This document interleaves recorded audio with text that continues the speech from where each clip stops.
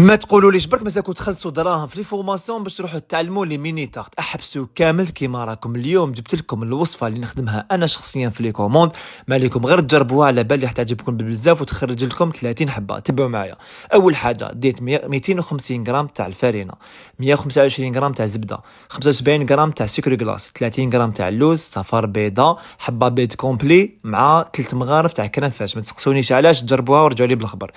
درت الصابلاج فريزاج، درتها تروبوزي في الثلاجه لاقل ساعه، خرجتها فاصونيت لي تارتيلات تبعي كما كنت تشوفوا، نطيبهم على فرن 150 درجه حتى يحمروا لي جيدا. 150 ما تزيدوش الفرن. نروح نسخن 200 غرام تاع كريمه سائله 35% ماده دسمه. ديت زوج دي شوكولا بلون وشوكولا اولي 100 غرام 100 غرام. هذيك لا كريم فريش تاع 200 غرام قسمتها على زوج، نص درتو منها نص منها بعد ما سخنتها هكذايا، وضربت كلش براميكسر. شوكولا بلون راح ندير هذا المنتوج تاع فريوه تاع فرومبواز، يعطي لها جو بزاف شباب، شفاو عليه. تبعوني مليحه. درتها مع شوكولا بلون وميكسيت كلش. هنايا حكمت شويه تاع لافيتين مع شويه تاع كراميل، حكمت لي فون دو تارت تاعي درتهم للداخل. وهذوك اللي حنديرهم بالفرومبواز درت لهم شويه تاع الفوراج من تحت، درت لهم شويه تاع بيستاش واللي فيهم شوكولا، درت لهم نص حبه بانان هكا صغيره، ودرت الكاناج تاعي من الفوق.